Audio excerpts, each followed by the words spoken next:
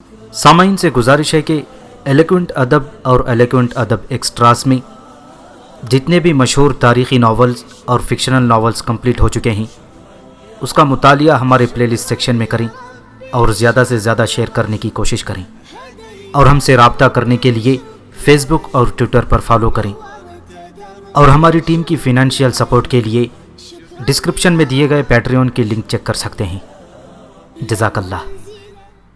کتاب دوم، Harry Potter اور تہخانے کے اسرار، مصنفہ جے کے رولنگ، مترجم معظم جاوید بخاری۔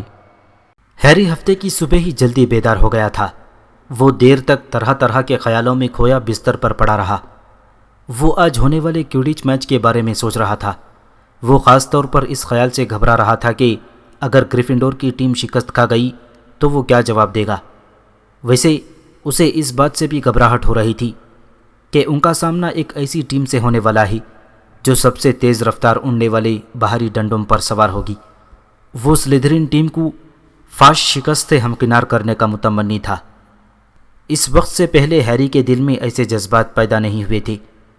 آدھے گھنٹے تک اس کا ذہن سخت کشمکش میں مبتلا رہا، پھر اس نے بستر چھوڑ دیا اور اٹھ کر جلدی سے کپڑے تبدیل کیے۔ وہ ناشتے کے لیے فوراً بڑے ہال میں پہنچنا چاہتا تھا۔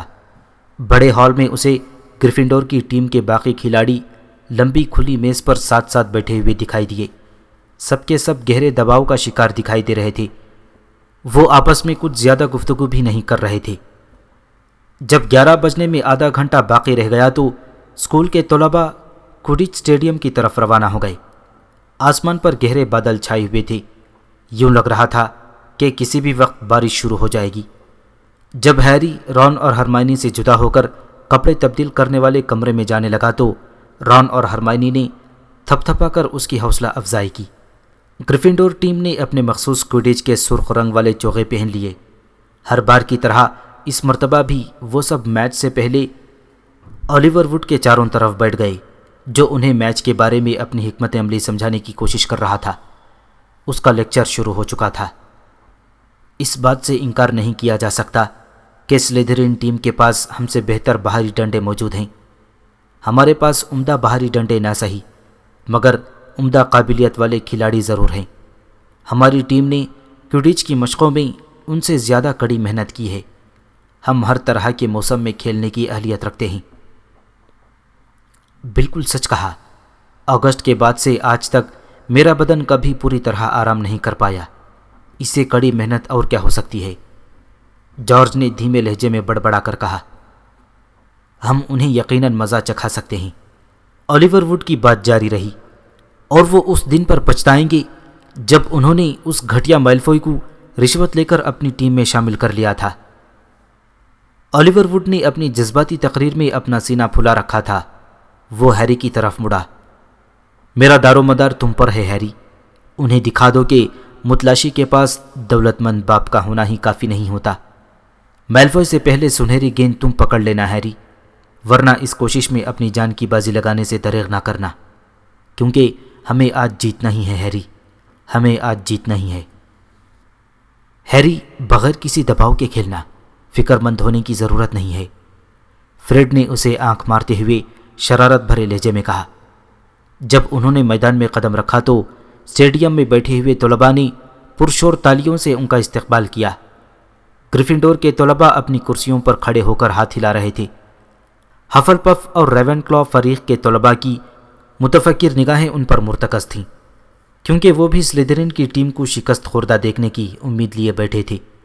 اسٹیڈیم میں سلیدرین فریق کے طلباء بھی موجود تھے، جو بڑی بلند آواز میں ہائے ہائے کے نعرے لگا رہے تھے، اور ان کی پھنکاریں دور تک سنی جا سکتی تھیں۔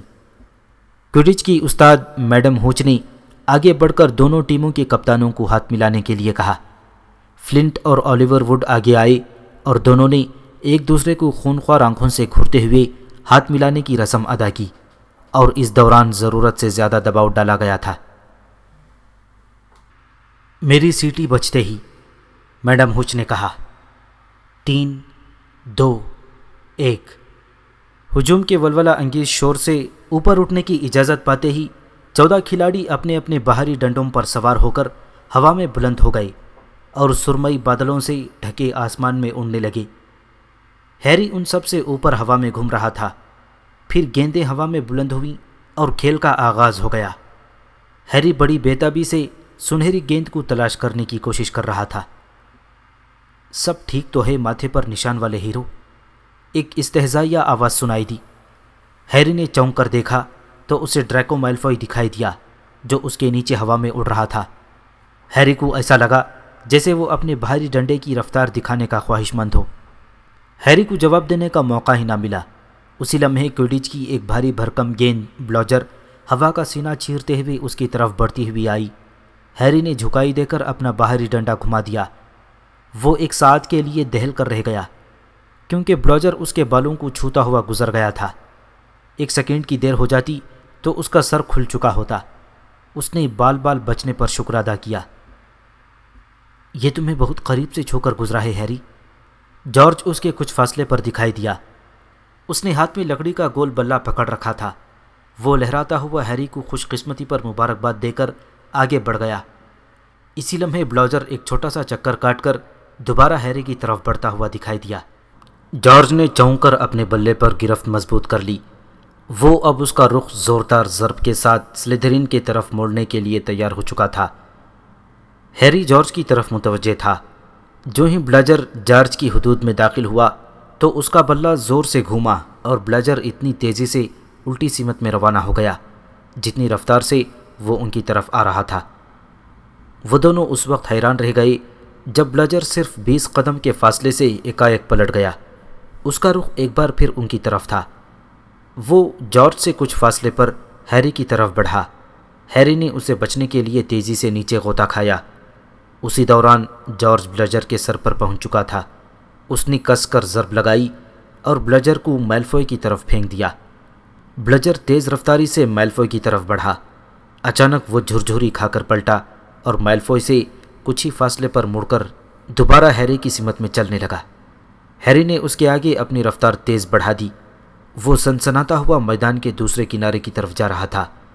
بلاجر ہوا میں سیٹی کی سی آواز سے پھنکارتے ہوئے اس کے تعاقب میں چل پڑا۔ ہیری اب بلاجر کے آگے تھا اور وہ اس کے پیچھے، دونوں ہوا میں لپکتے جا رہے تھے۔ بلاجر کی پھنکارتی ہوئی آواز سے ہیری کو بھرپور احساس ہو رہا تھا کہ وہ اس سے زیادہ فاصلے پر نہیں تھا۔ یہ کیا ہو رہا ہے؟ بلاجر اس کی طرف ایک کھلاڑی پر اپنا دھیان رکھ کر اس کا تعاقب کیوں کر سکتا ہے؟ ان کا کام تو یہ ہوتا ہے کہ زیادہ سے زیادہ کھلاڑیوں کو ان کے باہری ڈنڈوں سے گرانے کی کوشش کرتے رہیں۔ ہیری کی دماغ میں کئی سوالات دستک دینے لگے۔ فریڈ ویزلی دوسرے کنارے پر بلاجر کا انتظار کر رہا تھا۔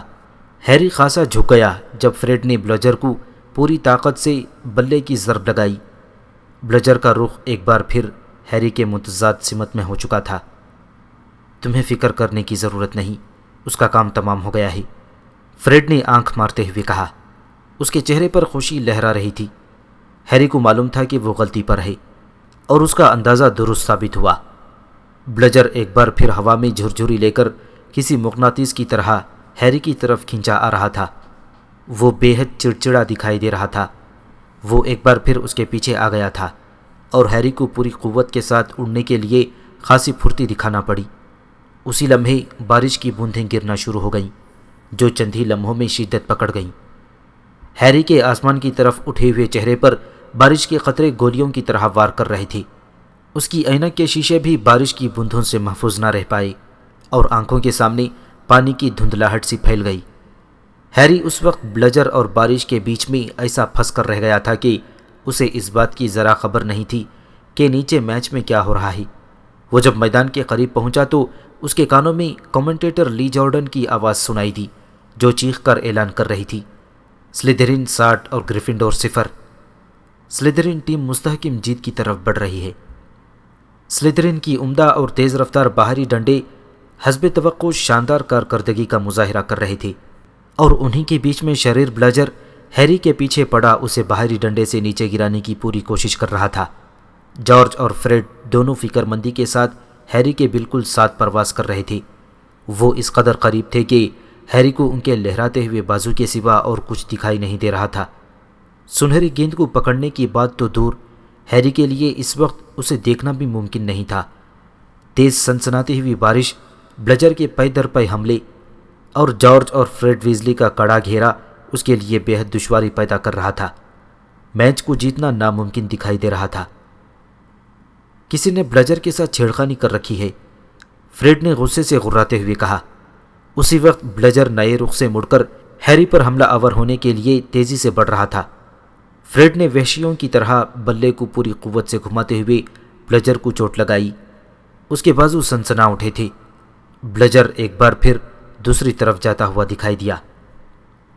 ہمیں ٹائم آؤٹ لینا چاہیے، جارج نے پریشان ہو کر کہا۔ وہ اب آلیور ووڈ کی طرف اشارہ کر کے اسے پیغام دینے کی کوشش کر رہا تھا۔ اسی کے ساتھ ساتھ وہ بلجر کے حملے سے ہیری کو محفوظ رکھنے کی کوشش میں بھی جٹا ہوا تھا، جو خوفناک انداز سے ہیری کی ناک توڑنے کے لیے دوبارہ بڑھ رہا تھا۔ یہ خوش قسمتی تھی کہ آلیور ووڈ کو جارج کا اشارہ سمجھ آ گیا اور اس نے میڈم ہوچ کو ٹائم آؤٹ کا اشارہ کیا۔ میڈم ہوچ کی سیٹی بجی اور میچ رک گیا۔ ہیری، فریڈ اور جارج تینوں بلجر سے بمشکل پیچھا چھڑا کر زمین پر اتر آئے۔ ووڈ بھی ان کے قریب پہنچ گیا۔ یہ کیا ہو رہا ہے؟ آلیور ووڈ نے تشویش بھرے لہجے میں پوچھا۔ اسی دوران گریفنڈور کی ٹیم کے باقی کھلاڑی بھی وہاں پہنچ چکے تھے۔ اسی وقت اسٹیڈیم میں موجود سلیدرین فریق کا ہجوم چیختا ہوا انہیں تانے مارنے لگا۔ ہم ہارتے دکھائی دے رہے تھے۔ فریڈ اور جارج، تم دونوں اس وقت کہاں تھے جب بلجر نے اینجلینا کو گول کرنے سے روک دیا تھا؟ آلیور ووڈ غراتے ہوئے بولا۔ آلیور، ہم اس سے 20 فیٹ اوپر دوسرے بلجر سے نبرد آزما تھے جو پوری طرح سے ہیری کے پیچھے پڑا ہوا تھا۔ اس کے ارادے نیک نہیں دکھائی دے رہے تھے، جارج نے غصے سے کہا۔ مجھے پورا یقین ہے کہ کسی نے اس پر جادو کر ڈالا ہے۔ وہ صرف ہیری کے پیچھے ہی دوڑ رہا ہے۔ ابھی تک تمام میچ میں وہ کسی دوسرے کھلاڑی کی طرف نہیں گیا ہے۔ سلیدرین کھلاڑیوں نے ضرور اس میں کوئی گڑبڑ کر رکھی ہوگی۔ یہ کیسے ہو سکتا ہے؟ آلیور ووڈ دنگ رہ گیا۔ ہماری آخری مشق کے بعد تو بلجر کو میڈم ہوچ کے دفتر میں تالے میں رکھ دیا گیا تھا اور تب ان کے ساتھ کوئی گڑبڑ دیکھنے کو نہیں آئی تھی۔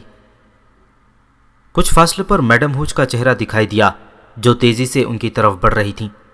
ہیری کو میڈم ہوچ کے کندھوں کے عقب میں سلیدرین کھلاڑی بھی دکھائی دیے جو ٹھٹے لگاتے ہوئے ہاتھوں سے ان کی طرف اشارہ کر رہے تھے۔ سنو، اگر تم دونوں پورے وقت میرے آس پاس ہی مسکراتے رہو گے تو میں سنہری گیند کبھی نہیں پکڑ سکتا۔ مجھے یکسوئی اور توجہ کی ضرورت ہے۔ اس صورت میں تو میں سنہری گیند کو صرف اسی وقت پکڑ سکتا ہوں جب وہ خود بخود اڑ کر میرے ہاتھ میں آ بیٹھے۔ تم دونوں دوسرے کھلاڑیوں کے پاس جاؤ اور مجھے اس بدماش بلجر سے تنہا ہی نمٹنے دو۔ ہیری نے فریڈ اور جارج کی طرف اشارہ کر کے فیصلہ کن لہجے میں کہا۔ وہ میڈم ہوچ کے قریب پہنچنے سے پہلے بات ختم کرنے کا متمنی تھا۔ ہیری کی بات سن کر ان دونوں کا منہ کھلے کا کھلا رہ گیا۔ احمقوں جیسی باتیں مت کرو ہیری، وہ تمہاری کھوپڑی کھول دے گا، جارج نے غرا کر کہا۔ آلیور ووڈ مخمصے کا شکار تھا۔ وہ الجھی ہوئی نظروں سے کبھی ہیری کو اور کبھی ویزلی بھائیوں کو دیکھ رہا تھا۔ شاید اسے میچ کی صورتحال دیکھ کر اپنی شکست صاف دکھائی دے رہی تھی۔ آلیور، یہ پاگل پن ہے۔ تم ہیری کو اس آفت کے ہاتھوں میں تنہا نہیں سوم سکتے۔ دیکھو، ہمیں بلجر کی جانچ پڑتال کے لیے میڈم ہوچ سے باضابطہ درخواست کرنی چاہیے، ایلیسیا نے غصے کا اظہار کرتے ہوئے کہا۔ اگر ہم اس وقت کھیل کو روکتے ہیں تو ہم آج کا میچ جیتنے کی حالت میں نہیں رہیں گے، ہیری جلدی سے بولا، اور ہم صرف ایک بدماش بلجر کی وجہ سے سلیدرین کو یہ میچ جیتنے کا موقع ہرگز نہیں دے سکتے۔ براہ مہربانی آلیور، ان کو ہدایت کرو کہ یہ دونوں مجھے تنہا چھوڑ دیں۔ یہ سب تمہاری غلطی ہے آلیور، جارج غصے سے اس پر برستا ہوا بولا۔ تم نے اپنی جیت کے لیے کتنی خود غرضی کے لیے کہہ ڈالا تھا۔ سنہری گیند پکڑ لینا ہیری، ورنہ اس کوشش میں اپنی جان کی بازی لگانے سے دریغ نہ کرنا۔ یہ سب اسی وجہ سے ہوا ہے۔ میڈم ہوچ اب ان کے بالکل پاس آ کر کھڑی ہو گئی تھی۔ دوبارہ کھیل شروع کرنے کے لیے تیار ہو کپتان؟ انہوں نے ووڈ کی طرف دیکھ کر پوچھا۔ آلیور ووڈ نے ہیری کی طرف دیکھا جس کے چہرے پر امید کی کرنیں جگمگا رہی تھیں۔ ٹھیک ہے، وہ فیصلہ کن لہجے میں بولا، تم لوگوں نے میری بات سن لی ہے، اسے تنہا چھوڑ دو اور اسے خود ہی بلجر سے نمٹنے دو۔ بارش مزید تیز ہو چکی تھی۔ میڈم ہوچ کی تیز سیٹی بجنے پر ہیری اپنے ہوائی ڈنڈے پر سوار ہو کر ہوا میں تیز رفتاری سے اڑتا چلا گیا۔ اسی وقت اس کی سماعت میں بلجر کی گرجدار سنسناتی ہوئی آواز سنائی دی، جو ایک بار پھر ہیری کی طرف بڑھ رہا تھا۔ ہیری مزید اونچائی کی طرف اڑتا چلا گیا۔ بلجر کسی بھوکے باز کی طرح اس کی ٹوہ میں لگا ہوا تھا۔ ہیری نے اس سے بچنے کے لیے تیزی سے کئی چکر کاٹے، ایکایک اوپر نیچے گھوما، آڑے ترچھے انداز میں پرواز کی۔ وہ اپنے ہوائی ڈنڈے پر کبھی الٹا اور کبھی سیدھا ہوتا رہا۔ ان کوششوں کی وجہ سے اب ہیری کو چکر آنا شروع ہو گئی تھی۔ اسے سب کچھ نظروں کے سامنے گھومتا ہوا محسوس ہو رہا تھا۔ اس نے خود کو سنبھالتے ہوئے آنکھوں کی پتلیاں چوڑی کر لیں تاکہ وہ دور تک فضا میں دیکھ سکے۔ بارش کی وجہ سے اس کی اینک کے شیشے دھندلا چکے تھے۔ اس نے ایک ہاتھ سے باہری ڈنڈے کو پکڑ کر اینک کے شیشے صاف کرنے کی ناکام سی کوشش کی۔ جب وہ بلجر کے حملوں سے بچنے کے لیے اپنے باہری ڈنڈے پر الٹا جھول رہا تھا تو بارش کی تیز بوندیں اس کے نتھنوں میں دھنستی چلی گئیں۔ وہ جب اسٹیڈیم کے کچھ قریب سے گزرا تو اسے تماشائیوں کے تمسخرانہ ہنسی صاف سنائی دی۔ ہیری کو بخوبی علم تھا کہ تماشائیوں کے لیے اس کی حرکتیں خاصی مضحکہ خیز ثابت ہو رہی ہوں گی، لیکن وہ بھی جانتا تھا کہ شریر بلجر وزن میں بھاری بھرکم ہونے کی وجہ سے اتنی تیزی سے واپس مڑ نہیں سکتا تھا جتنی تیزی سے ہیری کا دبلا پتلا جسم گھوم جاتا تھا۔ ہیری بلجر سے بچنے کے لیے اسٹیڈیم کے چاروں طرف اوپر نیچے اور دائیں بائیں ہر سمت میں اڑ رہا تھا۔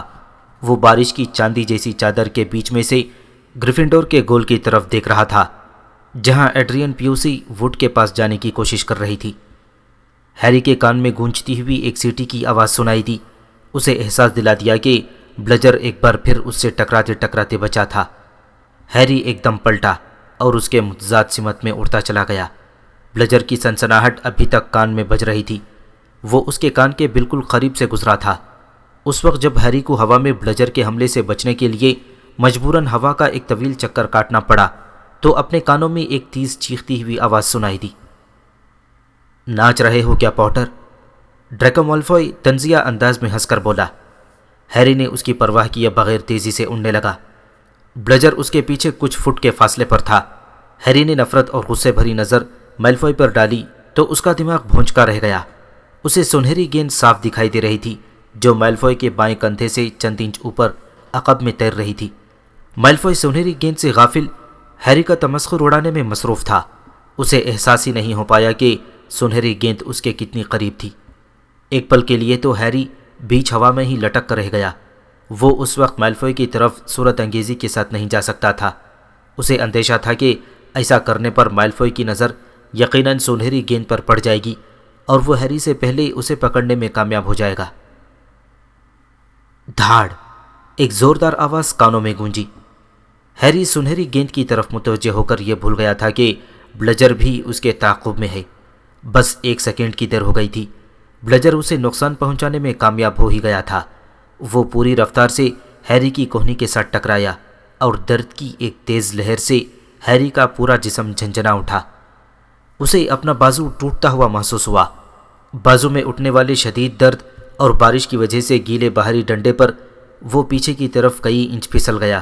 اس نے خود کو سہارا دے کر ایک طرف جسم کھسکایا اور اپنے گھٹنے کو موڑ کر ڈنڈے کے گرد لپیٹ لیا۔ اب باہری ڈنڈے پر اس کی جکڑ مضبوط ہو چکی تھی۔ اس کا دایاں بازو بیکار ہو کر ہوا میں لٹک رہا تھا۔ بلجر اس کی کوہنی پر ضرب لگا کر آگے نکل چکا تھا۔ اس سے پہلے کہ وہ واپس مڑتا، ہیری کو کچھ نہ کچھ کرنا تھا۔ اس کے دماغ میں ایک بات بری طرح کلبلا رہی تھی، مالفوئی تک پہنچنا۔ درد اور بارش کے دھند کے درمیان ہیری نے اپنے نیچے چمکتے اور طنزیہ انداز میں مسکراتے ہوئے چہرے کی طرف غوطہ کھایا اور اس نے دیکھا کہ مالفوئی کی آنکھیں ڈر کے مارے پھسل سی گئیں۔ اسے لگا کہ ہیری اس پر حملہ آور ہونے والا ہے۔ کیا کر رہے ہو؟ مالفوئی نے سانس روکتے ہوئے کہنے کی کوشش کی اور جلدی سے ہیری کے راستے سے ہٹ کر دور نکلتا چلا گیا۔ ہیری نے اپنے صحیح سلامت ہاتھ کو اپنے باہری ڈنڈے پر سے ہٹایا اور اندھوں کی طرح سنہری گیند پکڑنے کی کوشش شروع کر دی۔ اس نے محسوس کیا کہ اس کی انگلیاں ٹھنڈی سنہری گیند کو چھو رہی ہیں۔ اس نے اپنی پوری قوت مجتمع کر کے سنہری گیند کو پکڑنے کی کوشش کی۔ وہ ابھی اسی تگ و دو میں مصروف تھا کہ اس کی سماعت میں تماشائیوں کی خوف بھری چیخیں سنائی دیں۔ اگلے ہی لمحے کیچڑ اچھالتے ہوئے ہیری دھپ کی آواز کے ساتھ میدان کی گھاس پر جا گرا۔ اسے اس بات کی ہوش ہی نہیں رہی تھی کہ نیچے کی طرف سفر کرتے ہوئے کب زمین اس کے بالکل قریب آ گئی تھی۔ اس کا باہری ڈنڈا لڑک کر دور جا گرا تھا۔ اس کا ٹوٹا ہوا بازو ایک عجیب سے انداز میں ایک طرف مڑا پڑا تھا، جیسے وہ اس کے جسم کا حصہ ہی نہ ہو۔ درد سے کراہتے ہوئے اس نے کہیں دور بہت ساری سیٹیوں اور تالیوں کے بجنے کی آواز سنائی دی۔ اس نے اپنے صحیح سلامت ہاتھ میں پکڑی ہوئی سنہری گیند پر اپنی توجہ مبذول کی۔ آہ! وہ پل بھر کے لیے درد کی لہر کو فراموش کر بیٹھا۔ ہم جیت گئے۔ ہیری کی کھلی ہوئی مٹھی میں سنہری گیند صاف دکھائی دے رہی تھی۔ ہیری نے کوشش کی کہ وہ اٹھ جائے، مگر اس کے ذہن پر غنودگی کی دبیس چادر چھاتی چلی گئی۔ وہ بے ہوش ہو چکا تھا۔ جب اسے ہوش آیا تو اس کے چہرے پر بارش کی بوندیں گر رہی تھیں۔ وہ اب بھی کوڈچ کے میدان میں پڑا ہوا تھا اور کوئی اس کے اوپر جھکا ہوا تھا۔ ہیری نے آنکھیں جھپکائیں تو اسے کسی کے چمکتے ہوئے سفید موتیوں جیسے دانت دکھائی دیے۔ نہیں، ارے نہیں نہیں، آپ نہیں، وہ کراہتی ہوئی آواز میں بڑبڑایا۔ اسے بالکل ہوش نہیں۔ وہ بے خبری کے عالم میں کچھ بڑبڑا رہا ہے، اس کے بارے میں خود بھی نہیں جانتا۔ لاک ہارٹ نے اپنے اور ہیری کے گرد ایک دوسرے کو دھکیلتے ہوئے گریفنڈور کے طلبہ کی طرف دیکھ کر کہا۔ ان کے فکر مند چہرے اس بات کی عکاسی کر رہے تھے کہ انہیں ہیری کی تکلیف برداشت نہیں ہو رہی تھی۔ فکر مت کرو ہیری، میں تمہارا ٹوٹا ہوا بازو ٹھیک کر دوں گا، لاک ہارٹ نے مسکرا کر کہا۔ نہیں، ہیری درد کی شدت برداشت نہیں کر پا رہا تھا۔ اسے ایسا ہی رہنے دیں پروفیسر، آپ کی مدد کا بہت بہت شکریہ۔ ہیری نے اٹھ کر بیٹھنے کی کوشش کی، لیکن درد کی ٹیسیں بے حد شدید تھیں جو اسے ہلنے بھی نہیں دے رہی تھیں۔ اسی لمحے قریب سے کلک کی آواز سنائی دی۔ دوسرے ہی پل میں وہ اس آواز کو پہچان گیا تھا کہ اس کا مطلب کیا ہے۔ کولن، میں اس حالت میں تصویر نہیں کھنچوانا چاہتا، باز رہو، وہ دہاڑتا ہوا غرایا۔ ہیری نے پوری قوت سے اٹھنے کی کوشش کی۔ ارے نہیں، لیٹے رہو ہیری، لاک ہارٹ نے اسے پچکارتے ہوئے کہا۔ یہ بہت ہی آسان جادو ہے، میں اس کا استعمال سینکڑوں بار کر چکا ہوں۔ آپ مجھے سیدھے ہسپتال کیوں نہیں جانے دیتے؟ ہیری دانت بھینچ کر بولا۔ اسے سچ مچ ہسپتال جانا چاہیے پروفیسر، کیچڑ میں لت پت اولیور ووڈ نے قریب آتے ہوئے کہا۔ وہ اپنے چہرے پر چھائی ہوئی جیت کی فتح کی خوشی کو چھپا نہیں پا رہا تھا، حالانکہ اس کا متلاشی زمین پر زخمی پڑا تھا۔ بہت ہی عمدہ پکڑا ہے ہیری، سچ مچ لاجواب۔ میں تو کہوں گا کہ یہ تمہارا اب تک کا سب سے اعلیٰ کھیل تھا، اولیور ووڈ نے جھومتے ہوئے سر کے ساتھ کہا۔ اپنے چاروں طرف کھڑے لوگوں کے پیروں کے درمیان میں سے ہیری نے فریڈ اور جارج کو دیکھا، جو ابھی بھی بلیجر کے ساتھ کشتی کر رہے تھے۔ وہ اسے صندوق میں بند کرنے میں پوری طاقت صرف کرتے ہوئے دکھائی دیے۔ بلیجر اب بھی بپھرا ہوا دکھائی دے رہا تھا اور ان کے خلاف پوری مزاحمت کر رہا تھا۔ ذرا پیچھے ہو کر لیٹ جاؤ، لاک ہارٹ نے اپنی گہری سبز آستینوں کو چڑھاتے ہوئے کہا۔ اس کے چہرے پر تیاری کے آثار دیکھ کر ہیری دہشت زدہ سا ہو گیا۔ نہیں، ایسا مت کیجیے، ہیری کمزور سے انداز میں گڑ گڑایا، لیکن لاک ہارٹ اپنی جادوئی چھڑی گھمانے لگا اور پھر پل بھر بعد اس نے چھڑی ہیری کی طرف گھما دی۔ ہیری کو اپنے کندھے میں ایک اجنبی اور ناخوشگوار سا احساس ہونا شروع ہو گیا جو پھیل کر اس کی انگلیوں تک پہنچ گیا۔ اسے ایسے محسوس ہو رہا تھا جیسے کسی پہیے کی طرح اس کے ہاتھ کی ہوا نکل گئی ہو۔ وہ سمجھ نہیں پا رہا تھا کہ یہ کیا ہوا تھا۔ یہ دیکھنے کی اس کی ہمت نہیں پڑ رہی تھی۔ اس نے اپنی آنکھیں بند کر لیں اور اپنا چہرہ دوسری طرف موڑ لیا، اور پھر اس کے تمام بھیانک خوف بالکل صحیح ثابت ہوئے۔ جب ہیری کے اوپر جھکے ہوئے ایک طالب علم نے پیچھے ہٹتے ہوئے زور سے سسکاری بھری اور کولن کریوی پاگلوں کی طرح تصویریں اتارنے لگا تو ہیری کا دل بری طرح سے دھڑک اٹھا۔ اب اس کے بازو میں کسی قسم کی درد محسوس نہیں ہو رہی تھی، مگر اب اسے اپنا بازو کی طرح محسوس بھی نہیں ہو رہا تھا۔ آہ! لاک ہارٹ کی چہکتی ہوئی آواز سنائی دی۔ دیکھو، ایسا بھی کئی بار ہوتا ہے، لیکن حقیقت کی یہ بات ہے کہ اب کوئی بھی ہڈی ٹوٹی ہوئی نہیں ہے۔ ہمیں اسی بات کو دھیان میں رکھنا چاہیے۔ اسی لیے ہیری، اب بس اٹھ کر ہسپتال چلے جاؤ۔ شاباش! آہ مسٹر ویزلی، مس گرینجر، تم دونوں بھی اس کے ساتھ جاؤ، اور میڈم پومفرے پل بھر میں تمہارا باقی کا علاج کر دیں گی۔ لاک ہارٹ اٹھ کر کھڑا ہوا۔ جب ہیری اپنے پاؤں پر کھڑا ہوا تو اسے عجیب سا غیر متناسب احساس ہو رہا تھا۔ گہری سانس کھینچتے ہوئے اس نے اپنی دائیں طرف نگاہ دوڑائی۔ اس نے جو منظر دیکھا اس سے وہ دوبارہ بے ہوش ہوتے ہوتے بچا تھا۔ اس کے چوغے کے باہر جو ہاتھ لٹک رہا تھا وہ ہاتھ کی نسبت گوشت کے رنگ کا ایک موٹا سا ربڑ والا دستانہ زیادہ دکھائی دے رہا تھا۔ اس نے اپنی انگلیاں ہلانے کی کوشش کی لیکن ہاتھ میں ذرا بھی ہلچل نہیں ہو پائی۔ لاک ہارٹ نے ہیری کی ہڈیاں ٹھیک نہیں کی تھیں، بلکہ اس نے ہاتھ کی تمام ہڈیاں ہمیشہ کے لیے غائب کر دی تھیں۔